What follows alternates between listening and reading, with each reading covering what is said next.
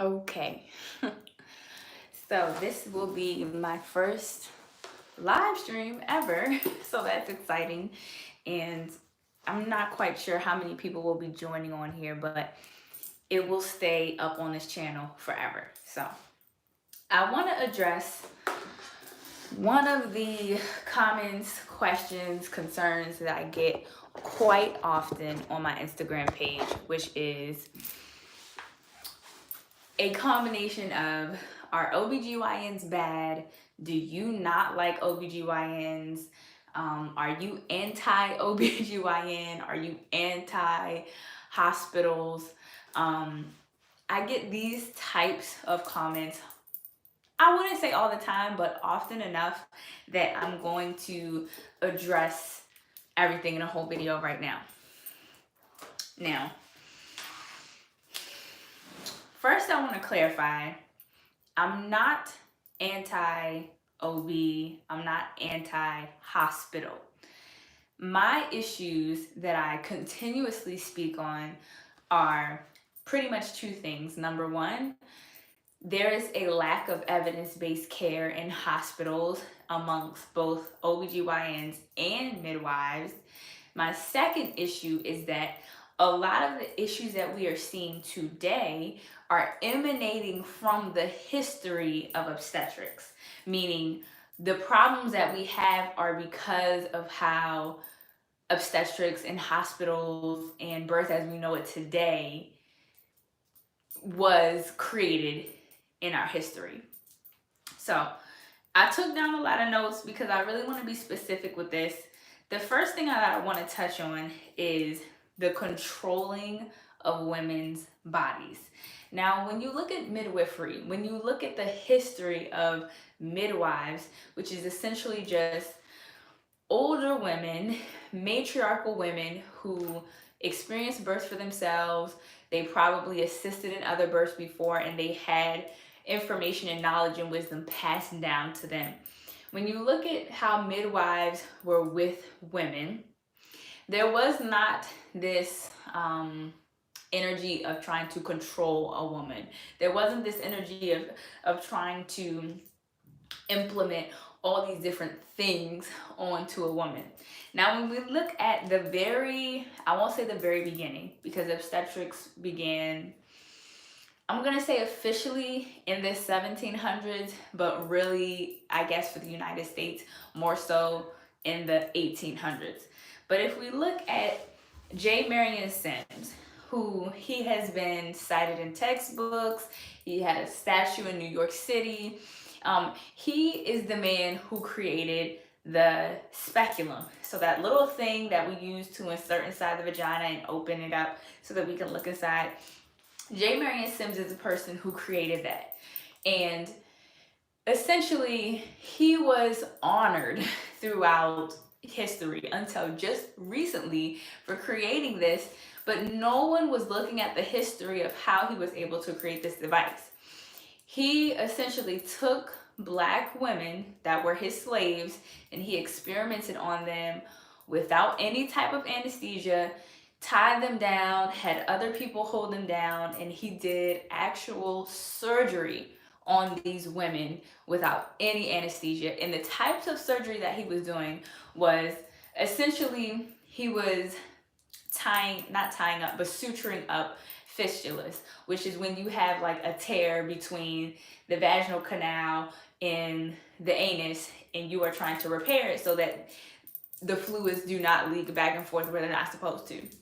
So he came up with a speculum, he came up with this surgery to do, and who benefited from this surgery? It wasn't Black women, it was white women who were able to afford to pay a doctor to give them anesthesia to fix this issue. Meanwhile, these Black women, these Black slaves, were being experimented on. So right there at the forefront of obstetrics and gynecology, we see how women, specifically Black women, were being used, were being abused, were being controlled, right? So there's that first entry point into the energy of having middle-aged, white, European doctors dealing with obstetrics and gynecology. They clearly do not see Black women as real valuable people beyond experimentation.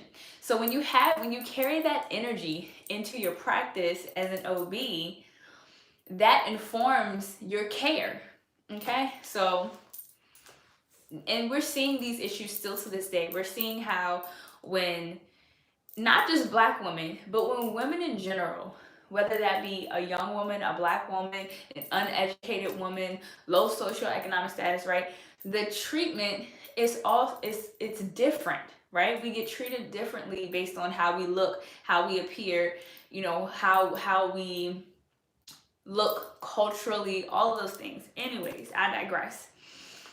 So, moving on to the hospitalization of women. Now, we have to remember that before obstetrics took over, the midwifery model was to go and see patients in the home. And first of all, when you look at birth and you look at the hormones and how birth works, leaving your home is the last thing that you want to do, because your home is your safe space. You know where everything is. You feel comfortable. You get naked in your house. Presumably, you're comfortable. To ask a person who is in labor to step out of the home and go into this foreign environment, it is sending all the wrong signals to her brain. Her brain wants to create hormones that are based on love, security, and safety. You're asking her to go into an environment that is known for death and illness and sickness, and it's unfamiliar, and it's sending that primitive brain, that subconscious brain that controls birth, all of these stress signals. So when we think about OBs encouraging people to go from home to hospital, that is an inherent issue in and of itself. Birth, I don't want to say birth should be at home, but birth should be in a place where you feel comfortable, where things are familiar, where you feel secure, right? And so I'm just going to read this quote, and I will link these articles down in the description. To improve obstetrics training, one report recommended hospitalization for all deliveries and the gradual abolition of midwifery. Rather than consult with midwives, the report argued poor women should attend charity hospitals, which would serve as sites for training doctors. Now, this is, again, I'm trying to see if I can see the chat. Okay. So here again, we have this issue where we are making decisions based off of the doctor, not based on the mother, not based on the normal physiological process of birth. We're solely making a decision based off of the doctor. So this is basically saying, in order for more students to be trained to be OBs, we want to bring in more women into the hospital so we can have them all kind of set up, in this specific area, and they can learn. And when you look at birth today, what do we see? It's time to push. Call in all the students. If you give birth at a teaching hospital, the chances are you are going to have at least 10 people in the room learning from you, experimenting on, I don't want to say experimenting, but they're learning on you, they're watching you, they're observing you. And I'm not demonizing this. What I'm saying is that is for the direct benefit of the doctor and the students, not the benefit of the mother. Because for a mother to be spread eagle, sometimes naked in front of people that she's never met, this goes against every inclination of the primitive mind for birth. So we see that, once obstetrics really becomes popular, once it's starting to gain traction, we see this encouragement for people to go from home to hospital. And this is not something that had to happen, right? Because today we know that short of a C-section, you can pretty much take everything that you need with you to a home birth. You do not need to be in a hospital in order to be safe, right? So that statistically has been debunked. So there's one of my issues right there, taking birth from the home to the hospital. So I'm going to read to you guys a little paragraph from an article. In 1915, Dr. Joseph D. Lee, author of the most important obstetric textbook of that period, described childbirth as a pathological process, meaning a disease, that damages both mothers and babies often and much. He said that if birth were properly viewed as destructive pathology rather than a normal function, the midwife would be impossible even of mention. In the first issue of the American Journal of Obstetrics, which is still something that exists today, in gynecology, DeLee proposed a sequence of interventions designed to save women from the evils natural to labor. The interventions included routine uses of sedatives, ether, episiotomies, and forceps. All things we have more information on now. So this was in 1950. In the 1900s, over 90% of births were happening in the home. 50% of births were being attended by midwives, and then gradually more and more doctors, OBs were starting to oversee births in the home still. But this is the point in time where people are beginning to graft into the hospital because of propaganda. And this is the type of propaganda that is pushing people into a fearful place. And I'm going to kind of jump around here a little bit, but still kind of give you the timeline. We also have to remember that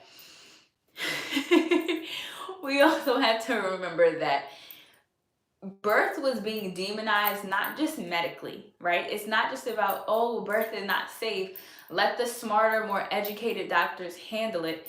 Birth was also being demonized in the sense of midwifery is evil. Midwifery is witchcraft, right? So you have to remember most of the midwives that were in the United States were Black, and they came from slavery, which means they came from somewhere in the islands, Africa, or they were immigrants. They were coming from Germany or Europe or wherever. But majority, pretty much all of the first midwives that were here in the States were not typical European middle-class white women. They were all Black or immigrants. And so this means that they're not coming from, most of them were not coming from this ultra Christian background. They were bringing in that indigenous, that ancient wisdom being passed down to them. And in a lot of ways, when you start mixing together herbs and when you start, doing certain things, people look at that as magic. They look at it as esoteric, it's evil, it's of the devil. And so not only did we see this cultural move saying that birth is not safe, but then we also saw, okay, birth is not safe, and on top of that, this midwife is doing some sort of sorcery, and that's not good.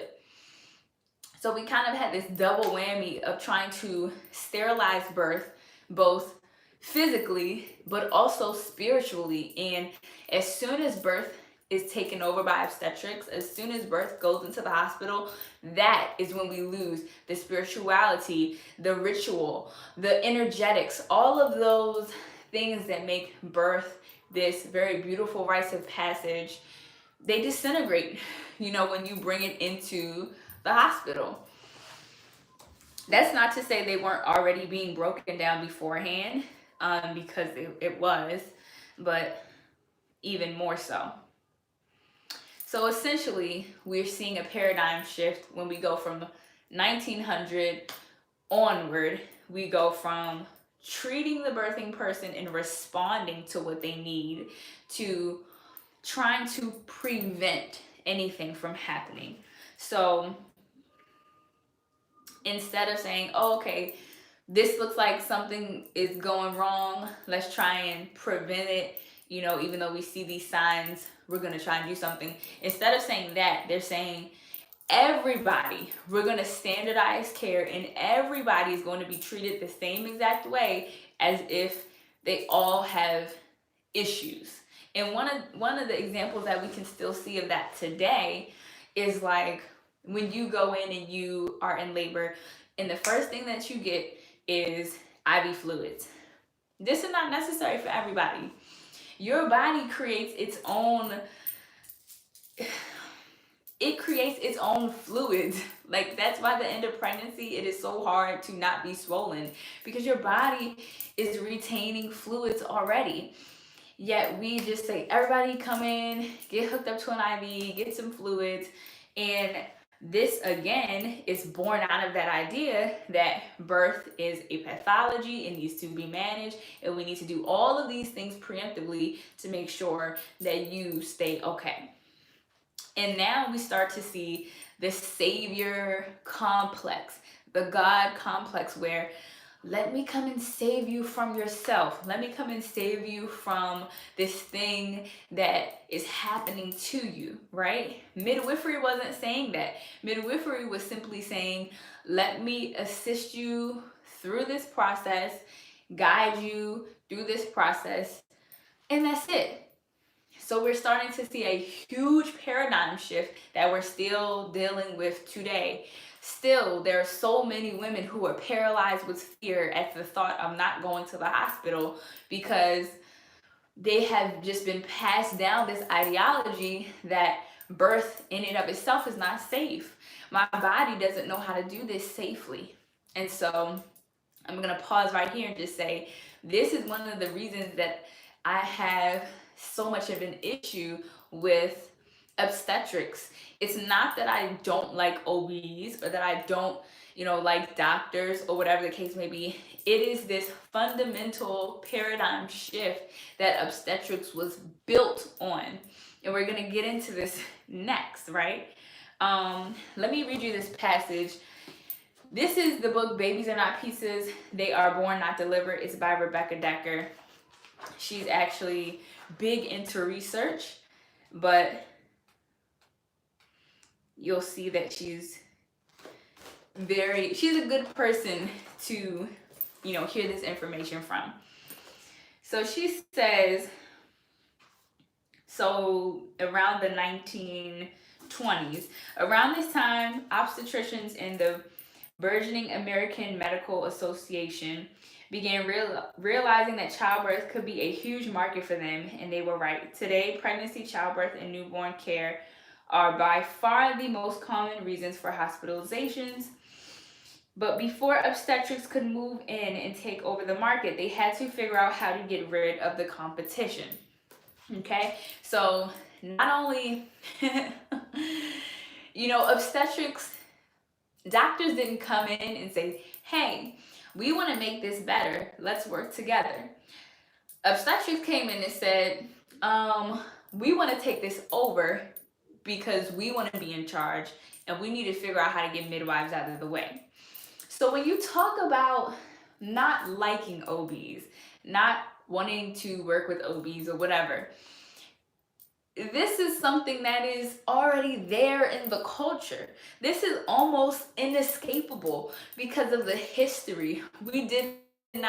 Midwives were not approached and said, and no one said to midwives, oh, you guys have so much knowledge and so much wisdom.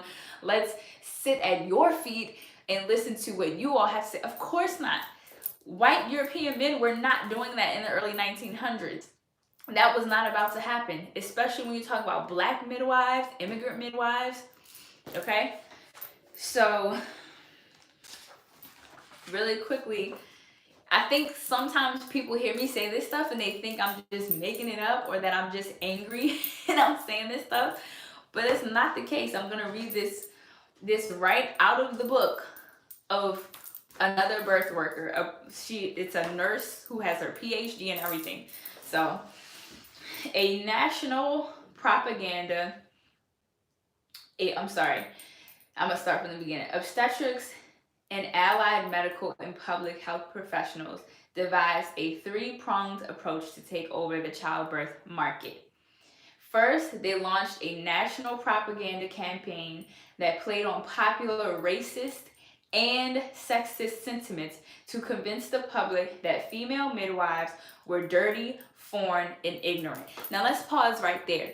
When you talk about being a black birth worker who is existing in a system that was created by white European men, there is inherently going to be intergenerational trauma, intergenerational memories, and that is going to have to be worked out.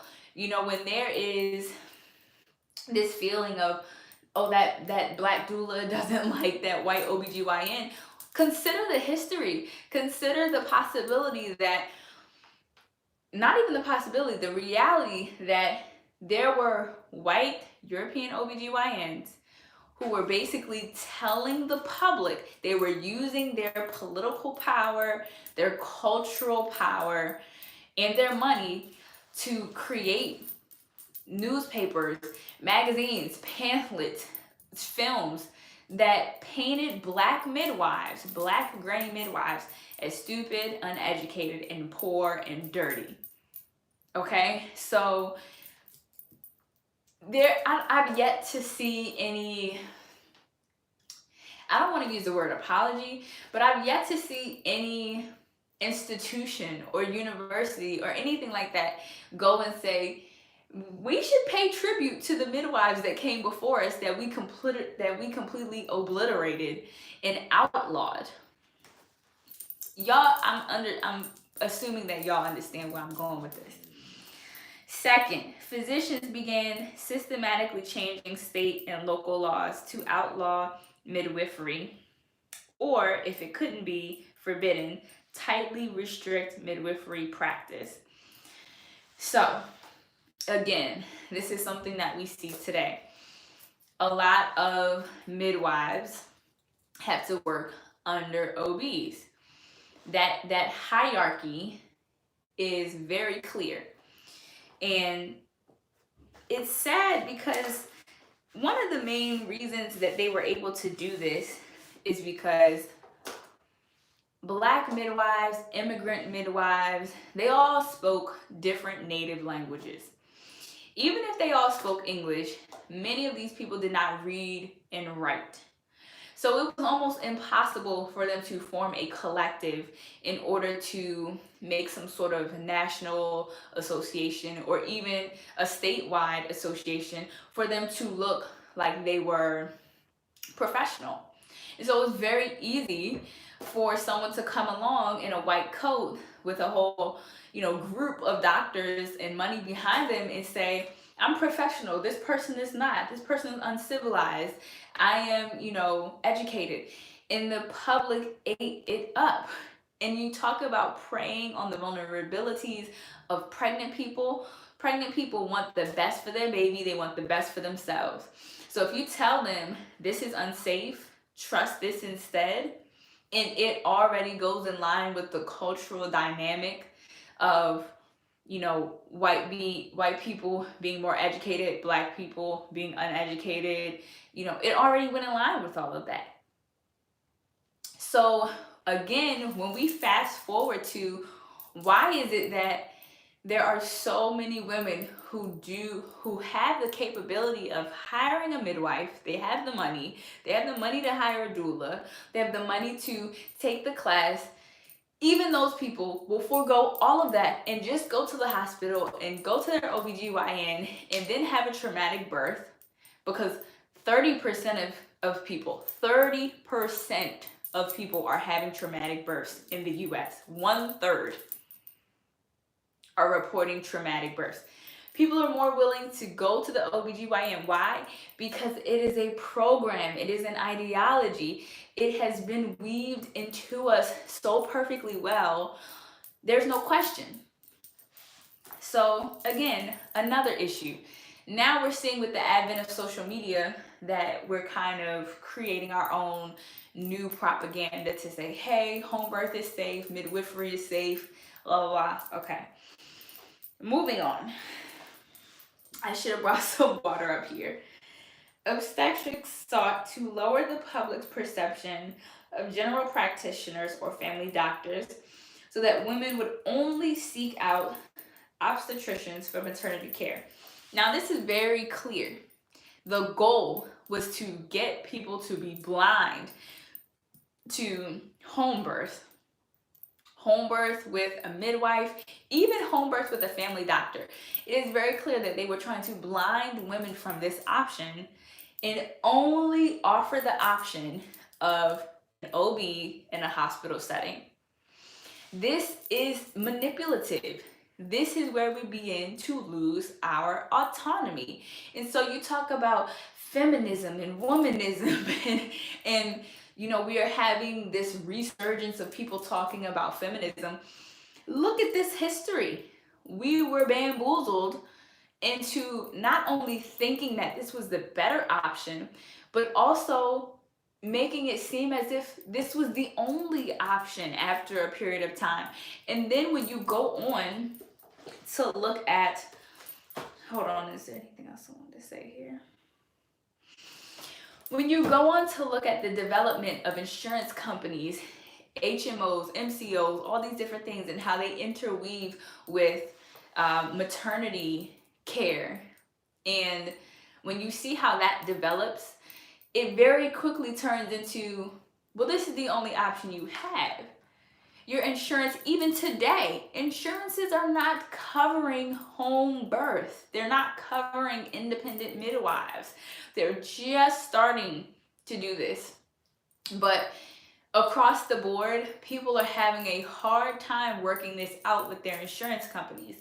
So there again, we are kind of backing pregnant people into a corner to say, this is it, this is your only option.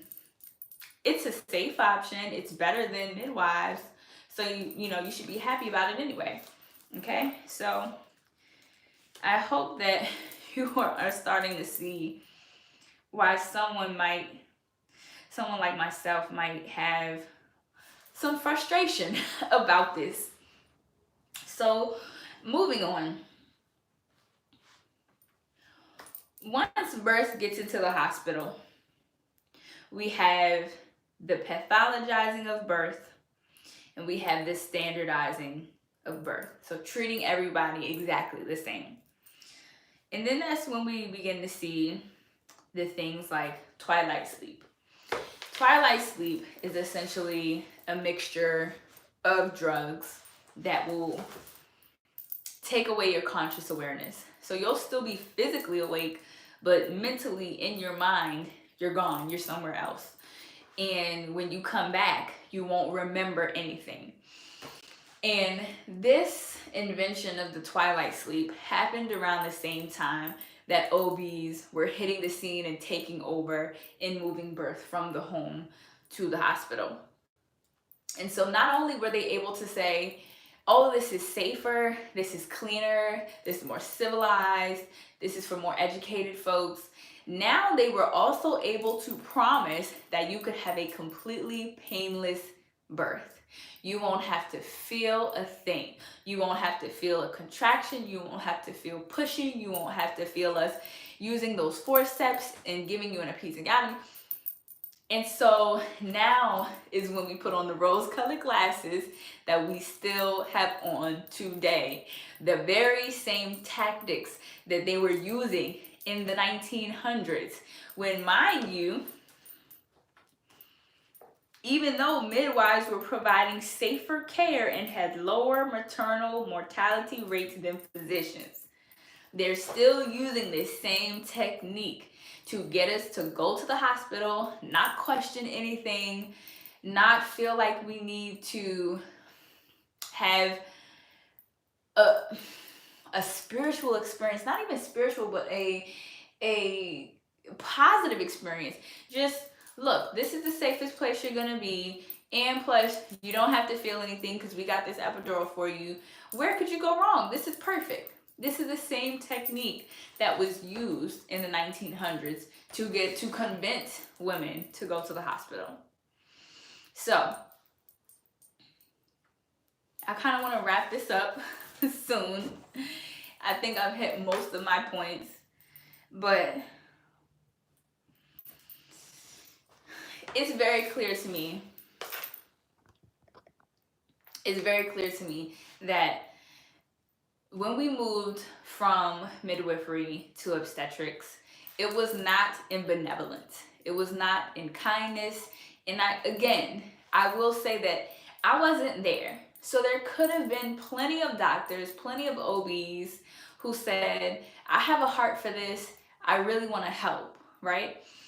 But when you look back at the history, when you look back at the medical journals, different quotes, and you look at all of these things together, all that I can see is a group of people who wanted to monopolize birth, because that's exactly what they did. They wanted to capitalize off of birth, and they had a direct intent to instill fear and even shame into pregnant people in order to get them and manipulate them into birthing in a certain way, in a certain place. So that's the answer to the question. Am I anti-hospital? No. Am I anti-OBGYN? No. But the history of it is deeply affecting birth today, is deeply affecting the way that we see birth. And that is my main issue. So when I'm on Instagram saying things about obstetrics, things about hospitals, it's not because I have a vendetta out against every hospital and doctor. It's because we are still warped. We are still in this line of thinking that birth is unsafe. Birth needs to be controlled. Birth needs to be medically managed. Birth needs to be under an OBGYN. Those same principles highlighted that we talked about, they're still affecting us today. So there's the answer to the question. And I also want to say, I know that there are so many OBs out there who are working against this. They're trying to change the care that is going on in hospitals. They're trying to change birth and just make it better for everyone. So I will not deny that there are some great OBs out there. I just believe that birth does not need to be, 90% of people do not need to be in the hospital. And 90% of people do not need to be under all of what the hospital entails as far as the continuous fetal monitoring, the bright lights, the pressure to progress faster so you don't have to get Pitocin, the this, the that, all these interventions that come with being in the hospital. It's under the medical model of care, not the midwifery model. And of course, there are many midwives out there who are affected by this too. Midwives are not automatically, they don't automatically fall into this category of being better, because there are tons of midwives out there that